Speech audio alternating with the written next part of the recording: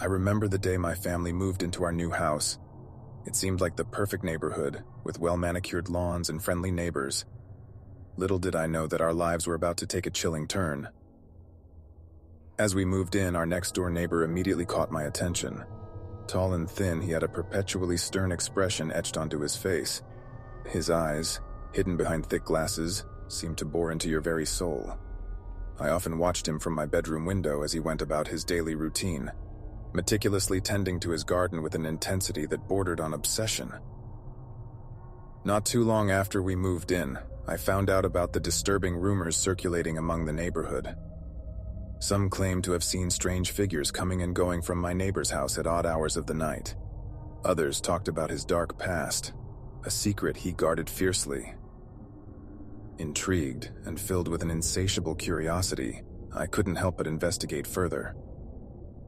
One afternoon, I decided to venture into his backyard when I noticed him leaving for an errand. As I cautiously stepped into his garden, I felt an overwhelming sense of unease. The air was thick with an eerie silence, broken only by the distant hum of cicadas. I crept closer to his house, careful not to make a sound. Through a slightly ajar window, I glimpsed a room filled with photographs, newspaper clippings, and peculiar symbols. My heart raced as I realized that these were no ordinary decorations. They told a story of darkness, a story that he obviously had desperately tried to bury. After this encounter, I quickly went home. Days turned into weeks and my obsession with my neighbor grew. I had to know the truth about him. Late one stormy night, I ventured into his house while he was away, determined to uncover the secrets hidden within its walls. As I stepped into the dimly lit hallway, a chill ran down my spine. The house seemed to breathe with a malevolent energy. I made my way through the labyrinth of rooms, each one filled with odd trinkets and eerie artifacts. The air was heavy, and I could almost taste the darkness that lingered in every corner. Just as I was about to give up, I stumbled upon a hidden door in the basement. Curiosity compelled me to open it, revealing a staircase that led to a subterranean abyss. The steps creaked ominously under my weight as I descended into the unknown. The basement was like a nightmare brought to life. The walls were adorned with disturbing paintings, depicting scenes of unimaginable horror. In the center of the room was a ritualistic altar adorned with candles and symbols. My heart pounded in my chest as I realized the truth. My next-door neighbor was not just a peculiar neighbor, but a practitioner of the occult. A sudden sound behind me sent a shiver down my spine. I turned, only to find him standing at the foot of the stairs, his eyes gleaming with an unholy light. He wore a wicked smile, revealing his rows of sharp yellowed teeth. "You were not meant to see this," he hissed, his voice laced with a sinister edge. Terrified, I stumbled backwards, but my escape was cut off as the door slammed shut, sealing me in the basement with this twisted man. Darkness enveloped me, and the smell of decay filled the air. Time seemed to stretch endlessly as I searched for a way out. The walls seemed to whisper, taunting me with their secrets. I pressed my ear against them, hoping for a clue, but all I heard was the faint sound of chanting growing louder. Driven by fear and desperation, I clawed at the walls until my fingers bled, until finally a loose brick gave way. I quickly hammered against the other bricks to create a small opening. The opening was just wide enough for me to squeeze through, and I quickly scrambled towards freedom. As I emerged into the night air, gasping for breath, I turned back to see the house suddenly engulfed in flames. The eerie glow illuminated my neighbor's figure at the window, his eyes burning with a malevolent intensity. In the aftermath of that nightmarish ordeal, I discovered that he had vanished without a trace. The authorities found no evidence of his existence, no record of his past. It was as if he had never existed at all. But the horrors I witnessed have stayed with me. Night after night, I am plagued by nightmares of that basement, the symbols, and his malevolent smile.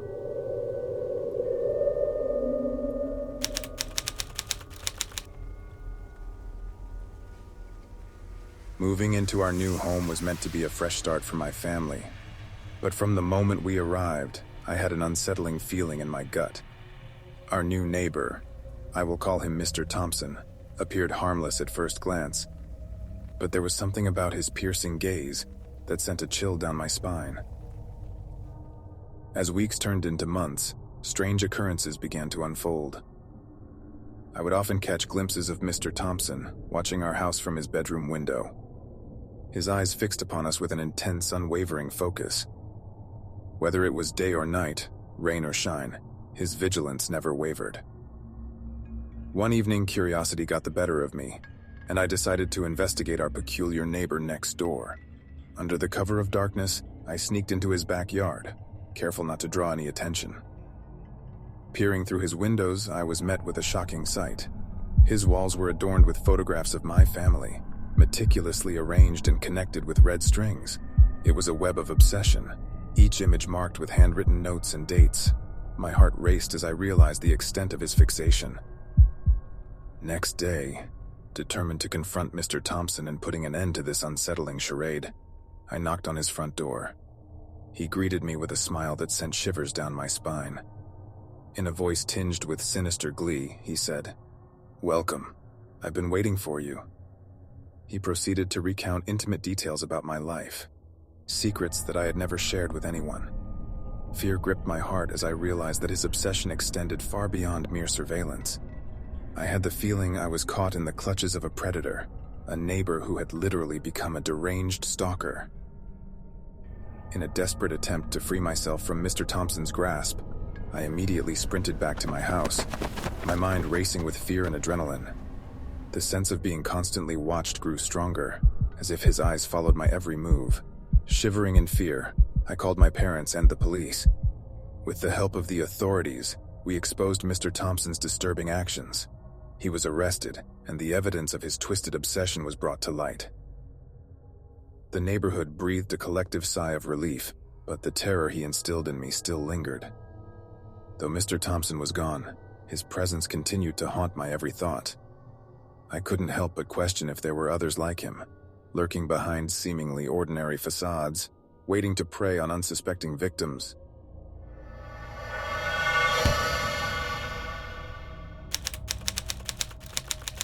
It all began on a gloomy autumn evening, when I moved into a quaint little house on Elm Street. The neighborhood had an air of tranquility, but, oh boy, little did I know. It wasn't long before my attention was drawn to the peculiar individual who resided in the house adjacent to mine. Let's just call the man Mr. Oswald.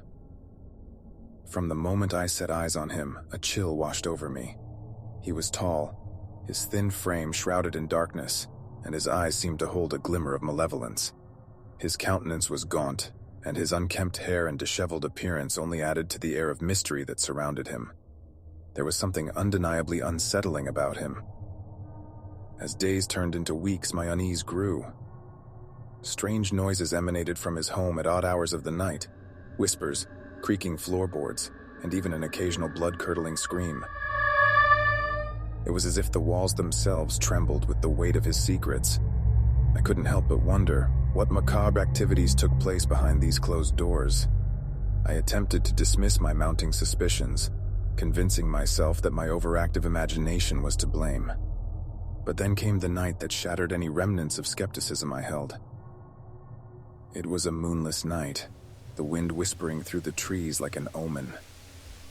I awoke to a bone-chilling wail, so haunting that it seemed to pierce the very fabric of reality. With my heart pounding, I summoned the courage to peer through the curtains, and what I saw will forever be etched into my memory. Mr. Oswald stood in his backyard, bathed in the dim light of a flickering lantern. It seems like he was engaged in a ritual, a grotesque dance with a small, lifeless form that dangled from a tree branch.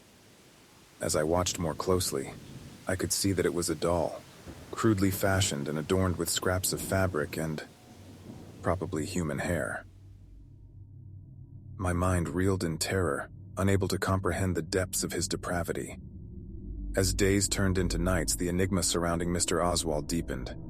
I don't know if my brain tricked me, but it seemed like shadows swirled around his house and whispers of lost souls carried on the wind. I couldn't bear the weight of the terror that consumed me, but I was compelled to unravel the truth. Driven by a desperate need for answers, I delved into the annals of local history, poring over forgotten newspaper clippings and dusty archives. What I discovered was beyond my darkest imaginings. Decades ago, Mr. Oswald had been accused of unspeakable crimes, a series of abductions, disappearances, and grisly murders that had plagued our community. Somehow he had managed to evade justice, slipping through the cracks of a broken system. 1 week later, armed with this newfound knowledge, I sought the aid of the authorities, determined to bring an end to Mr. Oswald's reign of terror. But when they arrived at his doorstep, all they found was an empty house, a mere shell, devoid of life. It was as if he had vanished into thin air, leaving no trace behind. To this day, the memory of that fateful encounter haunts me. I'm in therapy, but I still find myself questioning the true nature of those who live next door.